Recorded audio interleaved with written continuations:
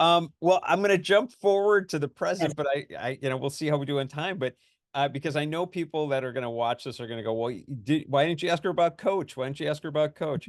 So I'll jump into Coach, but I may jump back to some other things. But yeah, what was it like? I mean, you shot almost 200 episodes. I think you're shy by like maybe one. I think, Yeah, what was it like working yes. with Craig T. Nelson and Jerry Van Dyke? Um, it was a fabulous experience. I hadn't been working for a while, not because I didn't want to, but I just didn't get hired for anything. Mhm. And I remember thinking, if somebody were to ask me what kind of show would I like to do? Nobody was asking me for anything.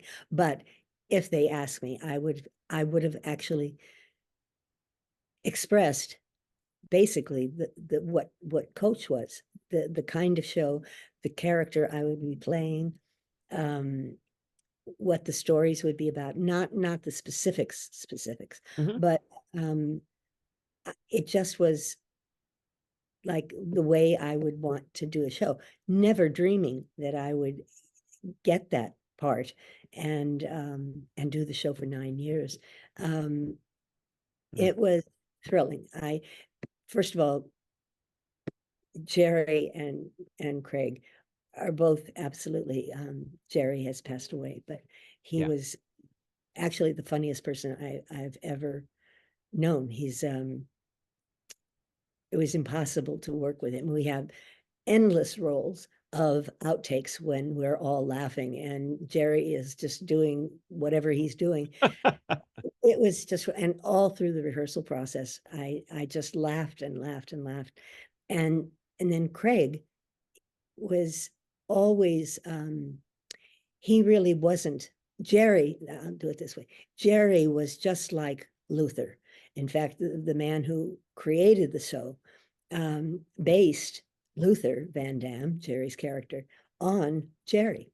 And so Oh, the I the didn't way, know. yep, the way nobody, I don't think anybody knew, but the way Jerry would talk and kind of double talk things and would just every way that he talked. If you watch the show again, particularly keep your eye on Jerry because he does things that are just unbelievably good. And then you had Craig, who was just a brilliant actor, and he had done a drama show before we did our show, and I can't remember. Uh, it was a show about being in the army, and it was a dramatic show, and he was just great. And and then we started to work on the show, and he honed the character over many years. I mean, we did the show for 9 years, Yeah. and he had very specific ideas about his character. And I do remember one time, Jerry, we were making our first episode, and Jerry came up to Craig. They ended up becoming bosom buddies like this. They were totally devoted to one another. That's Um, cool. yeah, it was wonderful. Um, but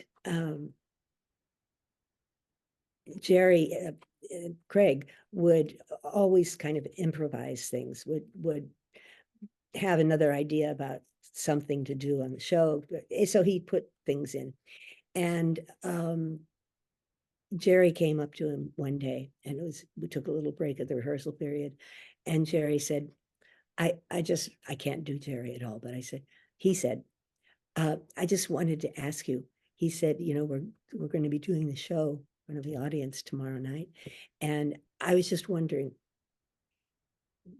can you tell me any idea of how you're going to play the part, what you're going to say, what you're going to do? Because he said, you don't do anything the same twice. And that's part of his brilliance. He could do that. He could bring in other elements and be just, and I remember Craig's eyes kind of going in circles like because the idea for him of doing the same thing all the time was not a good thing. Mm-mm. But anyway, Craig was a brilliant person to work with, and so funny, entirely different funny than Jerry was funny.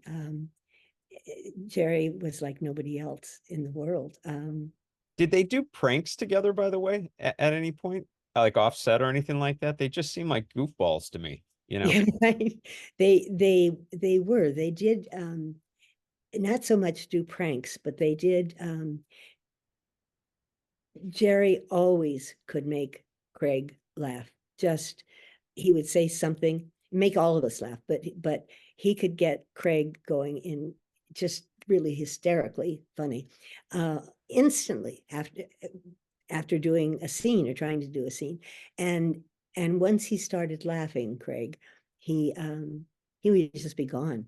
And that's what happened to most of us, when Jerry would start doing, and Jerry was just, he was Luther Van Dam. Yeah. Barry, who created the show, as I said, wrote the character for Jerry. And he did always, nobody, when you see Jerry on the show, he kind of double talks, and he Yeah. gets all wound up in his words and stuff. Well, that was Jerry. I mean, that was not, I'm not saying that Barry wrote brilliant things for Jerry to do, Yeah. but things that can't imagine coming out of somebody's mouth is what came out of Jerry's mouth. And they would stay in the show because they were just very funny, very Oh, I funny. love that. I love it. Yeah. It's interesting about Jerry Van Dyke. As you said, incredibly talented, funny as heck. But I always felt like, because Dick Van Dyke, the icon, I Yes. always felt like Jerry was always in the shadow, and never. I mean, I thank God that he did get coached, because I felt like that really allowed him to shine. But that's something I always felt from him, watching him. I always felt like, if it wasn't that he was in Yes, that shadow, who knows where he might have been. I Yeah. agree with you. And I think everybody on the show agreed. It was a great stroke of luck that Barry wrote this part for Jerry. And Yeah. Jerry always said, I can't do interviews. I'm just terrible doing interviews. And Barry said, well, he's right. He's not good doing interviews. But he had worked with him before, and he said, I knew. He said, I created the part for him. So he said, I knew that he would be perfect doing it. And it was true. He just was wonderful. But I do agree with you. I think for years he was he was in our telling of it, his role was secondary to Craig's, because Craig was the star of the show. Yeah. And Jerry, on his own, he would just be so funny that Mhm. you would be sitting watching them in rehearsals with tears coming down your cheeks, My because gosh. he just was. It's hard to describe Jerry to people, but he was a wonder. I love hearing that. Did you have any favorite guest stars that were on the show at any point? Yes, yes. Um, my Aunt Annette played my mother on the show for the episodes where Craig and I were supposed to be getting married. We Oh, that's did awesome. get married, but in a later episode. Um, and let's see, who else? Tim Conway. Oh, Tim- yeah, he's just, give me air to breathe. He's just so funny. And really, they were all great. But Harvey Korman oh, and jeez. yes, and Tim Conway did a couple of spots in the show.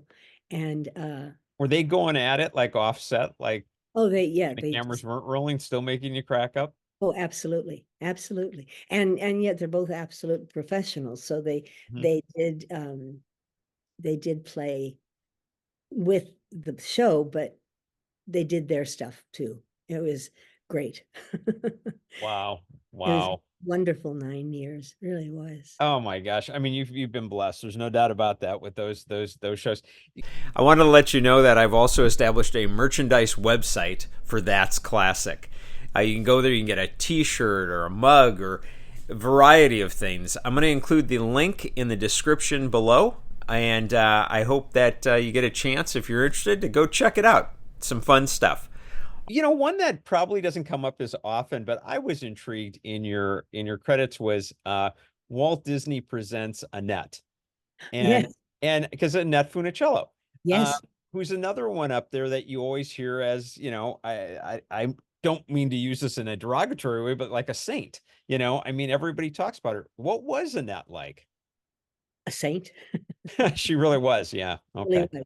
Um, we became best friends. We made um, our confirmation, I guess it was, Yeah. and um, I had been working on the Donna Reed Show, and Annette was under contract at Disney's, and I, like the rest of the country, was absolutely uh, gobsmacked with Annette. I watched the Mickey Mouse Club every day when I came Yeah. home, and I just I would try to move like she did. I just loved her, and I loved the whole Mickey Mouse Club Oh show. my gosh. I mean, It was everything.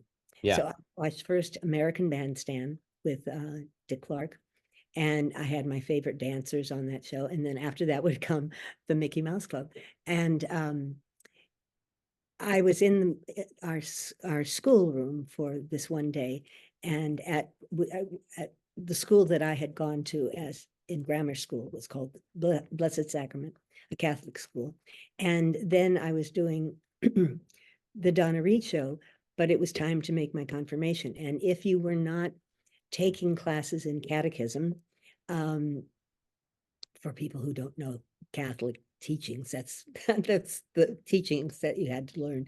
Yeah. I grew up Catholic, so I actually know what So, you're talking about, but yeah. I there was a certain smile on your face when I mentioned something about Catholic. I have a feeling, and I did. I had a feeling that you were there. Funny. Anyway, so one day, I don't know, there were about 15 of us in this class who came from different schools who were not taking the Catholic training that we were supposed to be having. And I turned around this one day, and Doreen, who was also one of the Mickey Yeah. Mouse girls, um, she came in, and I had gone to school with Doreen. She was at Blessed Sacrament when I was there too. And so I saw Doreen, and I was like, oh my God. I did it very quietly, but it was like, Yeah. oh, Darlene, not Darlene, Doreen. I said, hi. And then I said, it's Shelley. And she said, Shelley, hi. But right behind her came Annette. And she walked into the classroom, and I couldn't breathe. I literally couldn't breathe. Wow. I mean, this was like the goddess was coming in, and she was, with all the years that we were best friends. We were best friends for like 56 years. Oh, And is that neat? yeah, we were typical teenagers, and we talked about boys, and we laughed about everything, and laughed about nothing, and we had a wonderful time. But anyway, when she came into that classroom, I didn't know what I was going to do. I mean, I really didn't, and I thought, well, I can't learn. I'm not. I can't even imagine what they're talking about at this point. There were the Right. nuns there who were being. Anyway, I finally um, got cast as a girl in. It was called the Annette serial, and if you remember, there was a show called Spin and Marty. Yeah, Uh, sure. yeah. So they had like a 15-minute serial. There was another show, I think, with I can't remember who it was, but then there was the Annette serial, and that had other girls in it, and I was cast. I had never worked at Disney's, didn't know anything about them really, and Wow. and so she and I met there, and we were supposed to be going on a hayride, and one of the scenes, and they told us all to get up and get into our places where we were supposed to be, and these were real boys and girls, and everybody right ran to the spot that they wanted to be in, and one of the boys ran to be with him, and Annette and I were left totally alone, and we were in the what was actually the front of the haystack, but we were sitting at the back, and we started to laugh so hard because, and at that age, anything is funny, and if it's funny, it becomes hysterical. Yep. And the more that we laughed, the more the people off screen were not laughing, because they're all looking at their watches and what time is Yeah. it? Oh God, have they not stopped yet? Anyway, but that was the start of our friendship. We sort of melded into each other because we were both Catholic girls. We both had gone to Catholic schools. We were both nice girls, well mannered, and she was Italian, I was French, but those are the only differences. And she was, as I said, when you said what was she like? She was like a saint. She was, Mm. I mean, that precludes all of her wonderful qualities of laughter and sense of humor and all of those things. But she really was as kind as you can imagine. And I never really got over the fact that the person sitting next to me, because we ended up on that hayride together, we were put together a lot of times in the film itself. And I never got over the fact that I was sitting there with Annette, and then that we became best friends. It was Oh, it was it was unbelievable, really was. oh yeah. I thought, how lucky does a person get? She was great. Oh, And that's so neat. I yeah, love that. Were you obviously, I can't remember what the disease she had. Was it MS? MS, yes. Yeah. Uh, Um I mean, from the outside it looked like she really kept such a strong like presence even when she had it to the end there. Was that the case? Was she still pretty, because she had strong faith, I know. Yeah. yes, she did have strong faith, and she was so many things, but a professional from the beginning to end, even though she had never worked before the Mickey Mouse Club. But you know, that that Catholic school training comes in, gets you hard, and if it gets you at the very beginning, you Hmm. kind of get that that's what you're supposed to do, what they ask you to do, and etc. So she through to the end, and she was it was devastating to Yeah. watch her, and how badly she was doing what life was doing to her. But Yes. she did make some appearances on the show where somebody would come and interview her, and she was, as the illness went on, she got worse and worse, as happens with MS. And but she would always be sweet, and um, would talk about kind of anything that she was asked about. Mm. And the the strength that this woman had, and the strength that she held on to, like with an iron fist, that she was going to do whatever she was asked to do, and do it the very best she could. And it was just, everybody loved her, Mm. and they still do. Yeah, they of course, yeah. Another icon. Yeah. Absolutely. You had like I said, I mean, you're like one of those people I could talk to for 24 hours and wouldn't even get through your whole career. But I picking out a couple other ones. Yeah. Brian's son was always, I mean, literally, I still remember being at my parents' house. That came on. I remember here I am. I can't remember how old I was at the time, but I remember being literally in tears. And Yes. that and it was one of the best television movies I had seen and have ever seen. And then Yeah. you got James Caan. I mean, come on.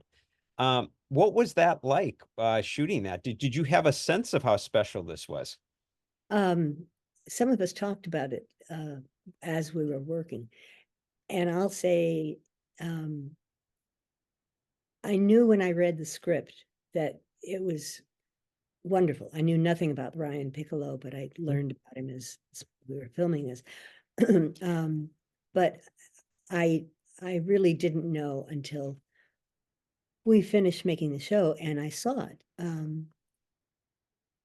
And a couple of us talked about it afterwards, that none of us none of us had any idea that it would be what it was, that it became this big, big movie. And it was like the first made for television movie, and it's all these years it's gotten all awards for it because it was so wonderful. The music was written by Michel Legrand, and the opening, as soon as that music starts, you're crying right after it. I'm crying right before it. I just hear the music in it. Anyway, it was great. But several of us talked about the fact that before that time and then afterwards, before it turned out to be as good as it was, we talked about the fact of wonder how it would be received, because it was new in terms of what it was. And we talked about it afterwards, and none of us had any idea that as we were filming certain scenes, I'll speak for my character alone. I can't tell you what the others thought, but the scenes where Jimmy was playing Brian as he was dying, was in the hospital. It was, and Jimmy was so wonderful. And then Billy, I can't believe I can't think of his name. Billy D. Williams. Thank you. Yeah. It just flew out of my head as I was starting. Hey, we all have it, please. Yeah. Anyway, they were both phenomenal. And during filming of that, I think a couple of us kind of went, this is really something. You don't usually have that feeling about something you're in or doing it, but there were just certain feelings that came about doing those scenes. And even the scenes earlier in the picture, there just was a special feeling about it. Now, Buzz Kulick was the director, and he was the writer and the director. No, I didn't realize you wrote it. Yeah. Yes. And also filming was done with, I'm going to have to think of his name, and at the moment I can't think of it, but another guy did some of the writing, and I can't believe I can't think of his name. Anyway, there was a general feeling that this was something special. We didn't have any idea how big it would get, but yeah, just, there's just something there. That was before we heard the music. That was before we saw any of the filming after it was done, but it just was really good. What kind of an actor was James Caan, as far as, was he more like the method type of actor, because obviously there were some heavy scenes in that movie, or was he more like cameras go off and he's just this lighthearted guy? What was he like? I would say sort of a combination of both. He was a very, very funny guy, had a great sense of humor, and like the relationship of with Billy D. Williams and with the character that Brian played, or that Brian was, he could make Billy D laugh. They did a couple of scenes where Billy D was just laughing so hard, and it was because Jimmy was just so funny. And Jimmy was absolutely blanket devoted to the idea of being in the movie. The great, gosh, Mike. What are you thinking of? The movie that I'm talking about, Brian's song. Brian's song? Yeah, I just could, no, the thought has gone out of my head. It'll Okay. You were just saying he was so devoted, that James Caan was so devoted. Yeah. And he was devoted to the idea of playing the part that he ended up playing in the Godfather. No. Oh yeah. Sonny. He played Sonny. Yes. And he was devoted, I think, I really believe, to our show, to the movie of Brian's song. And but he was aching to play Sonny. and would talk about it kind of at any moment. And anyway, he ended up, of course, getting that part, Yeah. and he was fabulous, fabulous in it. But he was a funny guy. He was really a funny person. Billy D could make him laugh, but Jimmy was just funny. He was a character. He was really a character. And that always took me sort of by surprise, because the show we were doing was so serious, and was serious so much of the time. And the subject matter itself was so serious that when Jimmy would crack into something, you just laughed no end. He was just darling. He really was. Wow. He's always been one of my favorites. I'll tell you, seriously, I just think he's up there for me. Yeah, he's just one of those guys, you know. Good thinking and good feelings on your part. You were Yeah, right. I just always liked him. Another one and is the Brian Keith show. You were on there for quite a bit. What he's well, first of all, Brian Keith, I don't know how else to use it, but he's like a man's man, you know? I mean, Yes. that's Oh, the kind yes. of, yeah, what was he like, like on the set? I mean, that would just be, I don't know. I'm It just was, curious. it was very interesting doing the show with Brian. I didn't know him at all. I mean, I knew his shows, but didn't know him at all. Yeah. I was cast as his daughter in the show, and my part was supposed to be, it's in Hawaii. We were in Hawaii, and I came to the show to be a doctor with my father, who was a doctor, Brian Keith. Okay, so that was the basic setup. Yeah. And Brian is a huge guy. I mean, he really, you think he's a big guy. He is big. He was really, and big shoulders, and just big. And he almost never spoke. I thought for a long time, I thought, I think he hates me, because he didn't talk to me. He just, and then I started watching, and he may have hated me. No, he didn't, but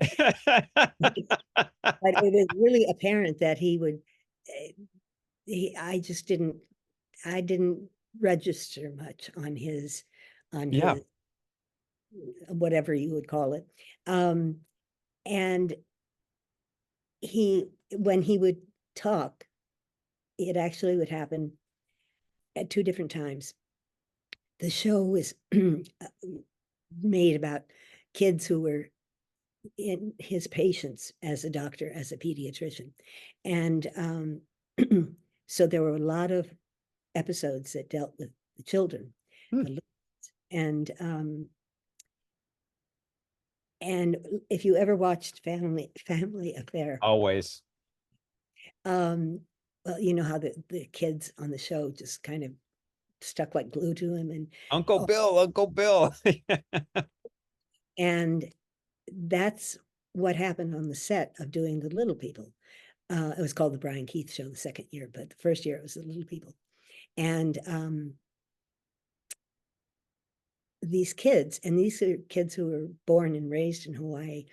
There was maybe one or two that came from the States, but are from this part of the world. Yeah, yeah. They had no idea, most of them, um, who he was or what he was.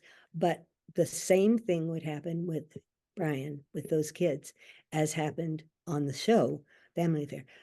Kids would come in and they'd see him. We had a big place that we were shooting. We were shooting in somebody's real house in Hawaii, and it was gigantic. And anyway, Wow. we were there, and the kids would come into the areas where we were, and they a lot of them would call, Uncle Bill, Uncle Bill. And they would race over to him, and they would sort of, how kids, if they really like you, they kind of hang on you. Yeah, yes. That's what they did. They just, and then he would talk to them and tell them something funny, and then they would laugh. And it was just amazing to watch. And then I think he talked to other people. He was not standoffish. He's very shy, actually. And Wow. he, yeah, he was shy. and didn't feel comfortable, I think, being well, he was a star of many series and of many movies, but Mhm. that wasn't a comfortable position for him. Um, and eventually, by the end of the show, yes, he talked to me, Yeah, but yeah. it it was a strange experience. But I loved doing the show. I thought it was a wonderful show, and it was really wonderful the first year. The second year, I thought they made a lot of mistakes in changing the show. They said to me, we're going to change the show somewhat. And I said, oh, really? And when he told me that, this was the producer, when he told me what they were going to be, I came home and I called somebody and I said, we'll be off the air by the end of the second year. Oh my And gosh. this person said, you're kidding. And I said, no. I said, I mean, I've been doing this for a long time, a lot of different shows, and everything that they're changing, not everything, but most everything that they were changing were not good changes. They took most of the kids away. And I did say to them at one point, I said, I understand that you're losing a lot of the kids. I said, let me just ask, what is Brian going to do as his job? Because he's a pediatrician, and that's what Yeah, I said. Now I'm a secondary character. I said, but I was also a pediatrician and came there to work with my father. So what is the story going to be about? right, right. And said, kind of looked at me like, huh, like he hadn't thought of it before. I know that I'm exaggerating, but he really looked like, huh, nobody ever said that to me. So I don't know. That is incredible. It's about a Yeah. pediatrician and we're going to take the kids away. Yes, yes, get rid of the Oh kid. my gosh, seriously. It was, anyway, and that's what happened. The show was gone by the end of 2 years. Oh wow. And I'm not saying, oh, I'm so smart, but I just No, realized they were, everything that was charming about the show in the first year, they just plucked out. And I don't know whose idea it was to pluck those particular how things. bizarre. Yeah, yeah. Yeah, that is odd. It's funny that you say that about the way he is with kids. I've had Johnny Whitaker on, Oh, yes. and I've interviewed Johnny, and Johnny said that the first time he met Brian, and it wasn't on Family Affair, it was on a movie they did together, and Johnny was really young, and Yes. Brian actually showed up at his door, and said and took him out and just to play catch, Oh, and yeah. really bonded with him right away, and I think I don't know. I think he must have had more of a comfortable presence or feeling around kids than he did adults. That's right. I do think that's right. Yeah. Um, it's sort of an amazing trait for somebody who's an actor. And so many actors are shy and reserved. Hmm. But somebody like Brian, who was so, as you said, so big, and big as a person, big as a screen actor, all of those things. It was unusual to see somebody that uncomfortable. And his wife played his secretary on the show, the Oh, nurse in the office. Her name is Victoria Young, and they had two children together. Um, and anyway, but when we were doing the show, um, somebody came up to me and said, we were doing this one scene where we had to walk down the a pier to, it turned out to be to the boat where Brian's character was and was talking to us.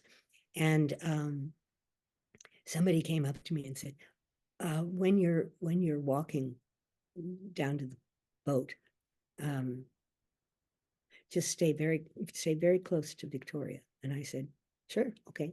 And they said, just walk very closely. And we're supposed to be good friends anyway. And I said, yes, of course. So we did. And it turned out that she was losing her eyesight. And oh, I didn't know it. And very few people there knew it. But she was walking, and we would be in scenes together, and she would be right next to me or next to, Brian sometimes. But wow. she was anyway. I think always of how brave that was of her to do that, and she had, Oh my gosh. yeah, and only if you knew it did you spot it. Anyway. Yeah, yeah. Well, last thing, and then I mean, you've been so wonderful. We mentioned One Day at a Time, and I've had Glenn Scarpelli on, Oh, yes, uh, yes. and he always speaks so highly, and Bonnie Franklin. What are your memories of being on One Day at a Time? I mean, obviously you were mentioning Nanette, but what yeah, just the cast, and how'd you feel about that experience? I loved it. It was a wonderful show to do. I say that about a lot of things that I did, it was a wonderful show. But Great. the fact is, I've had incredible luck in my Hmm. work life. I've worked with wonderful people and experiences, some better than others, but certainly ones that I enjoyed doing. And One Day at a Time, um, I was doing another show for Norman Lear's company, Hmm. and he was the producer of One Day at a Time, and they had already done 1 or 2 years doing the show, but he evidently liked. I played a really nasty. Bonnie was a great character and always warm and sweet and the good mother, Always, yeah. and and then they brought me in, and I was really not a nice girl. I was going to say, I don't know if I can say it on the air here, but the kind of girl she was she was totally out for herself. And I've heard the term villainous used, but by the way, yeah. that's one word to describe her perfectly. And she was always very, very nice. And when she wasn't being her true self. And I started working with Bonnie in her work office in the show, and we worked well together. We loved each other and we enjoyed each other. And so they brought me in to do another show, another episode, and then I ended up doing I don't know how many, but the show went on for another 5 years, I think, when after I had gotten there. And Wow. then I I was hired for most of that time. Not all the shows, but I was in a lot of them because she was a good foil for Bonnie's character, because she was just tread over by this woman who just I love the character. She only thought of herself, and it never occurred to her that anybody else had another idea or maybe didn't like her idea. It never, ever. So there was a real purity to her character because she would just be nasty as all get out and just put not Don, but Bonnie's character down. Yeah. And it was great. It was a great thing. And I got to know Valerie and Boyd Gaines, who played her husband. And for the first part of the shows, I didn't meet Mackenzie because she wasn't there. It's one time that she was Yeah, uh, she was out for a while. Yeah, she was dealing with rehab issues and things like that. Yeah. so and everybody was still obviously very fond of her, but she wasn't there. So Hmm. the second or third year that I was doing the show, she was there, and it was a fun show to do. They everybody liked everybody. Then we had Howard Hessman played Yes. his love interest on the show, and that that brought a different element into the show, which was just he was a funny man, and Oh, yeah, a great comedian, and he was great. All these people that I've had the chance to work with have been amazing and wonderful, and I feel so lucky that I was chosen many times to be the person who got to be in that show, yeah. and I never believed it. I don't mean I didn't believe it, but I would think about it. I can't believe I'm doing this show. This is just incredible. So Eh, it's been a Wow. great I experience. love that you have that gratitude, though. It's so awesome. I'm going to close on this last question, and Okay. maybe it is too much of a question, but Well, I think the world of Mike, obviously. I think he's awesome, and I can see how your two, I don't know, you want to use the term souls, whatever, have come together because I can totally see you guys together. But how did I'm going through your research and I saw Memorial Day that you guys were in together. is that how you met, or how did you actually, how did this all happen that you met and fell in love? Yeah, it's a this I can hear Mike in the next room right now thinking, I can hear him kind of going, oh my God, because if anybody asks me how we met, I tend to talk a lot. And I I don't know how to tell stories quickly. Okay. And I'm open. Yeah. you're perfect.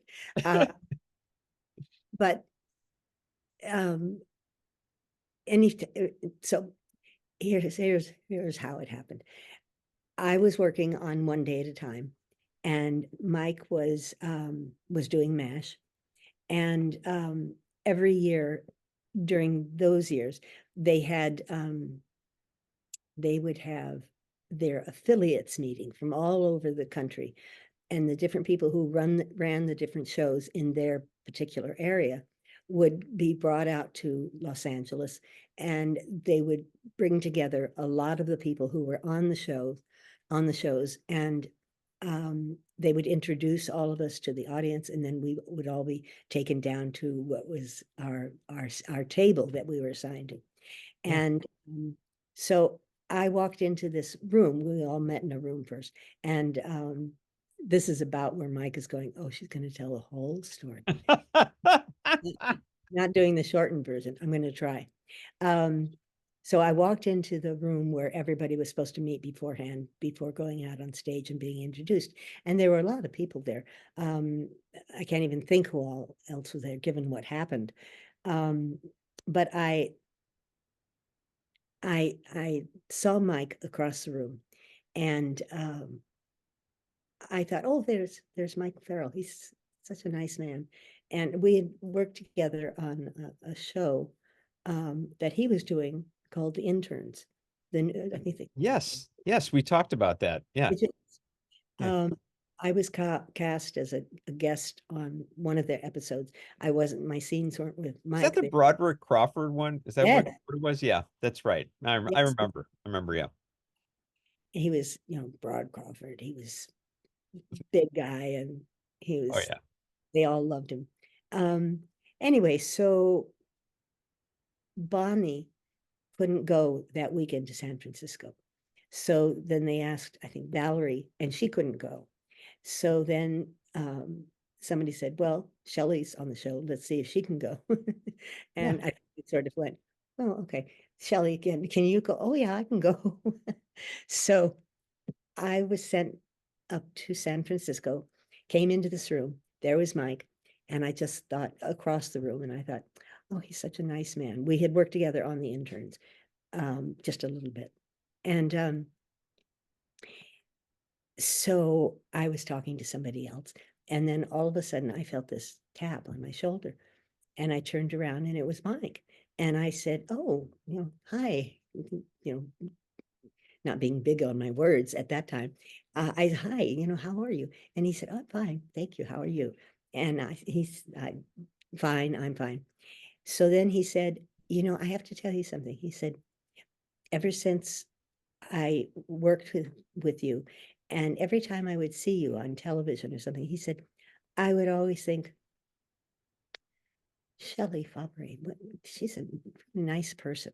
And he said, I didn't know you any more than having worked on the show, but I always thought, what a nice person. And I swear to you that before I went up to San Francisco, I was already doing one day at a time. But I thought, uh, every time I saw him on MASH or on something, I would say, God, it's Mike Farrell. That he's so nice. We barely worked at all together on the interns, but what there is, what you know of Mike, that Yes. niceness, that sweetness, that kindness. Well, I got that, and everybody did, but I certainly had gotten that when we worked together, and then was getting it more in that room. Anyway, so they said, all of you come together. You're all going to be introduced to the audience outside, in front, and we've assigned each one of you to a different table. So they said, okay, now line up, and they started lining us all up, and they said, we'll do it alphabetically, and they said, Fabares, So I got into my place, and they said Farrell, and he got into his place. So we were together again before we went out to the audience. So he said, um, being nice and just being nice, and he said, "Is there anybody you're really looking forward to meeting at this show and this thing that we're doing?" And I said, "Well, yes." I said, "There is." I said, "I would love to meet Charles Kuralt and Walter Cronkite." I just loved both of them, and I thought, if I could meet one of them. Anyway, so he said, "Well, okay." He said, "Well, yeah, I know Walter." He said, and I'm tall, so I'll look out over the crowd and I'll take you over." And I said, "Oh, okay, thank you." Anyway, so the evening seemed to go on forever, but we went, they let us all go. And Mike was walking beside me as I was going out, and he said, "Did you have any luck?" And I said, "What?" And he said, "Meeting either Walter or," and I said, "Well," I said, "No." I said, "Well, sort of, yes." But I said, somebody got me over to Charles Corralt's table, and they introduced me to him. And I said, I couldn't say a word. I was standing in front of him, and I couldn't believe that Charles Kuralt, that I watched every Sunday morning, his program, that he was sitting there, and he was so sweet. He said, like, "Oh, hello, Shelley. Nice to meet you." Is it? And I kind of went, And he has that voice too. Yeah. yes, yes, yes, he does. He has a wonderful voice, and I loved that program with Yeah, him. me too. Just great. Anyway, so the man who had brought me over there suddenly got the idea, Shelley's not talking at all.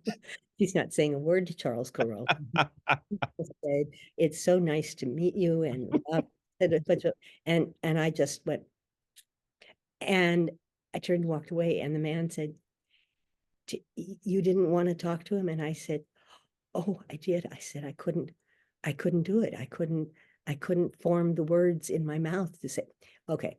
So now we're walking out of this whole soiree that we were at. And Mike said, he said, let's look around again and see if we can find Walter someplace." So we looked around, and he said, "No, I'm sorry, we don't see him." So I don't see him. So we then started to walk across the street. We were doing this presentation at um, it wasn't the Stanford Court, but it was a hotel right across the street from there. And Yeah. that's where they had all of us staying. And we were all to go back to that hotel, and Yeah. then up and go back home the next night.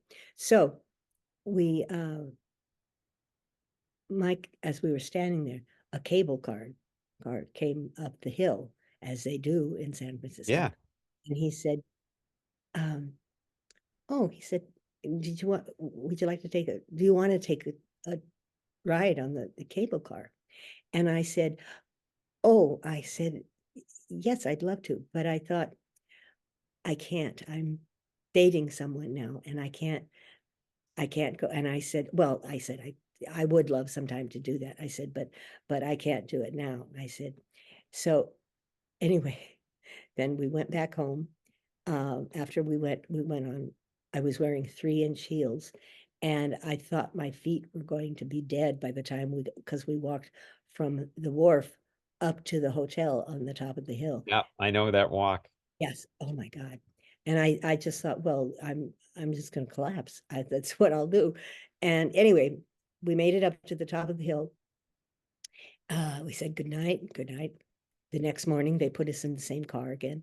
And Mike said, listen, he said that because he had talked all about El Salvador. He had just come back from his first trip to El Salvador. And he said, I know I talked your ear off. He said, I said, "No, it was fascinating. I knew nothing about El Salvador. Yeah. Everything he was saying was totally new to me. I've imbecilic. I knew nothing." Yeah. And I was very interested in what he was saying. And he said, "Well, you said you couldn't go because you know, you were dating someone and you couldn't go, but he said you did say if I was ever going to do it again to let you know, and maybe you and your fellow could come. And I thought to myself, no, that's never going to happen. And I said, well, that's very sweet. I said, but and yes, I'll let you know, and you can let me know if you're ever going to do it again. Okay, about 3 months go by, and I get a phone call, a message left for me on my message machine. And he said, hi, Shelley, I won't give you the whole conversation, but he Yep. said, I told you I would let you know if I was ever doing that speech again. And I am this coming weekend. I'm going to do it at somebody's house in Pasadena. And if you'd like to come, you're welcome. And I was thinking by that time, I had broken up with the guy that I was dating. What can I say? I can't say, oh, well, I didn't. And I said, um, I was just wondering, would it be okay if I brought my sister to this thing? And he said, he tells me afterwards that he went, he said, oh my God, can you bring your sister? Yes, of course. And he was just delighted because he wanted to see me. So Yep. I said, okay. So he said, would you like coffee or something? And I said, oh, yeah, go get some tea or coffee. And I said, I was wearing, it's perfect that I do this time. I was wearing press-on fingernails with them. Um, and they would pop off sometimes. Yeah. And I was sitting at the table across from him. My sister was there, I was here, Mike was there. We're talking. And I'm fiddling with this nail because it's loose. And it would drive me crazy if they were loose. So I was fiddling with it when I shouldn't have been. And Mike said, I was just wondering, he said, did you get that situation worked out? And I thought, what situation? And the only thing I could think of, I had told him about, I was having a little difficulty on the show. They wanted me to do a certain scene, and I didn't think it was the right scene for that show. Glenn Scarpelli was playing the young boy who had a crush on me Oh, in funny. that episode. Yeah. So so they asked if I would do that, and I really didn't want to do that. I didn't think it was right for my character at all. And I had never said anything like that to anybody. Anyway, I I told these two writers, I said, I really don't think that that's the right attitude for her to have. I Yeah. don't think she would do that. And they kind of said, oh, you don't? And then they kind of said, one of them in particular said, well, you used to be so nice. You used to say and not do anything that you didn't do Oh, anything. geez. And when he said that, I felt all the blood rush out of my body. Oh my gosh. I had never said anything like that. And I sort of Francine had given me, I think, some inner strength. Anyway, all the blood had left my body. So I said, oh, okay. So I, I thought, well, I'm off the show now. I know that. And, I told Bonnie about it at some point, and she said, oh, don't be such a, they just were mad because I used to tell them all the things that I didn't like, and they weren't expecting it from you. So just forget about it. She said, you were right, by the way. She said, you had okay. Yeah. So Mike calls again. It leaves this message saying, I said I would call you, and we're doing this thing on the weekend. Would you and your fella like to come? And I said, well, I'm actually not going with him anymore. And I said, Mike just walked through the room, and I thought, That's great timing. right. um, I said, well, oh, that I've gone backwards on my story, but I said to Mike, is it okay if I bring my sister? My sister could come. And he said, yeah, your sister could come. Great. So we then after the talk was over with, Mike said, did you and your sister, would you like to go and get something to drink or something to eat? And I said, I had said to my sister in my car going over to meet him at the place we were going to meet, I said, Smokey, what am I going to talk about? He knows, he knows everything that's going on in Central America. I had heard of it, but I knew nothing about it. And I said, what am I going to do? And she said, well, he's interested in so many things. You can just talk about, anything you want. And I said, that's no help. That's not going to help me.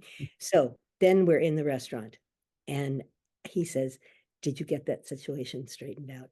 And I, I was loosening the nail as I was talking. And I said, oh, I said, because the only thing I could think of was that, Yeah, the one day at a time thing. Yeah.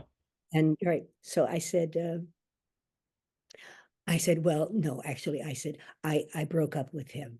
And I said, so I'm not, that was what I had been talking about, because I had no recollection of talking about the show at all. Yeah. And, and he said, oh, he said, I'm sorry. He said, I didn't mean that. I don't know about that. But he said, but I knew you'd had problems with the writers a couple of times. Oh, And how funny. at that point, I flipped the nail off, and I swear to you, they're made out of hard plastic. Okay, so when I flipped it off, we were in a booth, so he was on that side, Smokey and I were on this side, and as I did that, it went up in the air, and I'm telling you, Smokey and Mike were both, and so was I. We watched, it went into slow motion. We watched this nail turning around over the table, just turning around. And because it has some heft to it, and it turned around, it seemed like for years. And then it started to come back down again, and it finally landed on the table, and it landed upside down. And so you could see all the glue that I put on there to keep it on. Anyway, so it was after that I think he liked me because my fingernail came off and didn't know what to do. I just was, uh, blah, blah, blah. Anyway, so we went out after that, and we went out for like 2 years, and then we got married. And Oh, wow. it was wonderful. And we got married at Aunt Annette's house in her garden at her house. Yeah. And Oh, yeah, it was great. And Bonnie was there, and Valerie was there, and Eddie was there. Anyway, it was wonderful. And we've had an amazing life together. We've now been married. I have to ask him every time I talk about it, mhm. how we've been married, because I get lost. I guess get confused. I do And that with my wife all the time. You kidding me? I really, still couldn't tell you the exact. Yeah, yeah, I remember the date. right. That's because it was New Year's Eve. And I know that it was at Aunt Annette's house, but the rest I can never remember. But I think it's very common. Yeah, I do. I don't know why, but yeah, well, funny. think about it, that I whatever he asks me, or somebody asks me, how long were you married? I don't know, a long time, but it's Right. been almost 40 years now, so that we've been together. So it's a long time. That's so great. Well, that was a wonderful story, and I appreciate you breaking it all down. I knew it's so funny. I was like, and this is my last question. I was like, oh boy, I bet I'm asking too big a one, but no, that was great. I wondered because when I interviewed Mike, I don't think we got totally into how you guys met and everything like that. So it's always been kind of in the back of my mind. So it's kind of fun to ask you that. So that was wonderful. I'm glad I showed up. And You that did. You did terrific. No, hey, listen, Shelley, thanks so much. I mean, like I said, I could have asked you about a million things you've been in, and so I really enjoyed the depth of, all the different stories, and it just was really cool. You've had such a cool career. It's just it's amazing. So, yeah. been amazing to me too. Thank you very much for letting me come on your show, and to be here with you. As I told you earlier, you were wonderful when I saw you the first time, and with John Davidson, and and you're exactly like you were then, and a wonderful person to talk to, very easy to talk with. So thank you. Well, thank you. I appreciate that very much. Very, very nice. And I wish you many, many more years with Mike Yes, please. and many years of just happiness. So thank you so much for being on. Thank you. Same to you. All Bye. right. Bye-bye. Bye. As always, thanks for listening, and please hit the subscription button and the notification bell so that you can be notified when I have a new episode. And also go check out some of my other episodes, like Jerry Mathers, Henry Winkler, Judy Norton, so many. Enjoy.